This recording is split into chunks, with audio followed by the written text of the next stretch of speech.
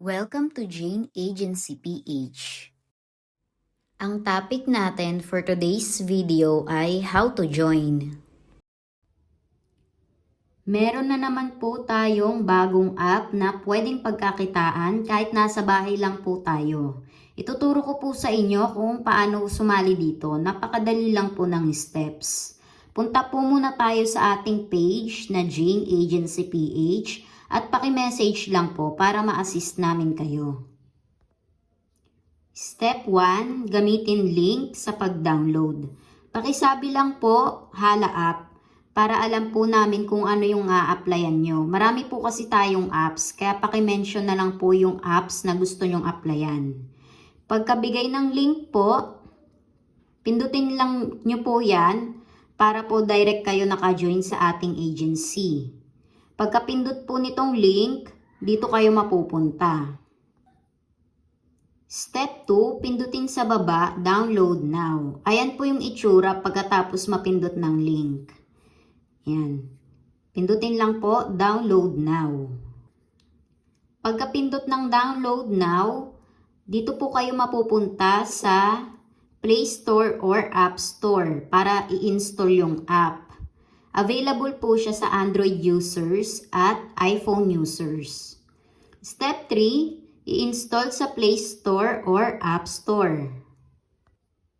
Step 4, mag-login through Google. Ito po yung piliin nyo pag magsa-sign up kayo. Tandaan nyo po lagi kung saang Google account po ang ginagamit nyo sa mga ina-applyan nyong apps. Minsan po kasi sa isang phone, marami tayong nakalagin ng mga Google account. Pero kung isa lang po ang nakalagin na Google account, mas okay po kasi mas mabilis tandaan kung saan nyo niregister yung account nyo. Para po pag na-uninstall nyo si Hala App at gusto nyong i-install ulit, mare-recover nyo po yung first account na ginawa nyo. One working account lang po tayo sa Hala App na verified ang account.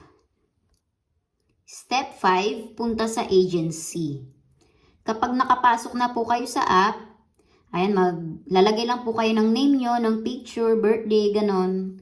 Tapos, pindutin nyo na po ito. Ganito po yung itsura pagkapindot nyo ng agency. Ngayon po, step 6, pasend sa akin screenshot pag may lumabas ng ganito. Ayan po yung itsura na lalabas. Dapat meron pong ganyan na agent. Pagka-screenshot nyo po, ipasa lang po sa Facebook page natin. Pagka-send po ng screenshot sa aming Facebook page, dito naman po tayo pupunta. Step 7, punta sa task at mag-verify ng face. After nyo po mag-verify ng face, mag-set ka din ng 6 digits password mo. Ito po yung step 8. Mabilis lang po yung sa face authentication. Pag nag-scan kayo ng face nyo, mag-a-approve agad yon. Kung first time nyo po sumali dito sa app. Pag nag-approve po, mag-set ka na po dito. Pwede rin yung birth date mo yung ilagay mo para mabilis mo lang matandaan. Para saan po ba itong password? Ginagamit po natin ito kapag mag-withdraw tayo. Pag mag-withdraw po tayo, kailangan natin ng password para sa security po ng ating account. Tandaan nyo po lagi kung ano yung nilalagay nyong password dyan. Ito naman po yung step 9. After magawa lahat ng steps, mag-join dito sa GC Messenger. Ayan po, mag-join po kayo sa ating group, sa ating GC. Kasi po dun po kami nag-a-announce ng mga update ni Hala App. Reminder, free app lang po ito. Wala po kayong babayaran kahit piso. Kayo pa mismo ang babayaran ng app. Ito po yung itsura ng ating GC sa Messenger. Mag-join po kayo dyan para updated kayo sa mga announcement. Ganon din po sa ibang apps na sinasalihan nyo. Maganda po kung nag-join kayo sa GC para po alam nyo yung mga bagong update ng app.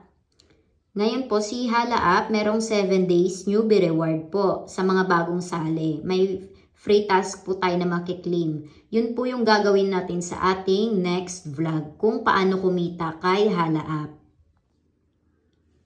Sa mga wala pa pong agency sa Hala App or naghahanap pa lang ng agency, pwede po kayong mag-join sa amin. Pindutin lang po itong agency.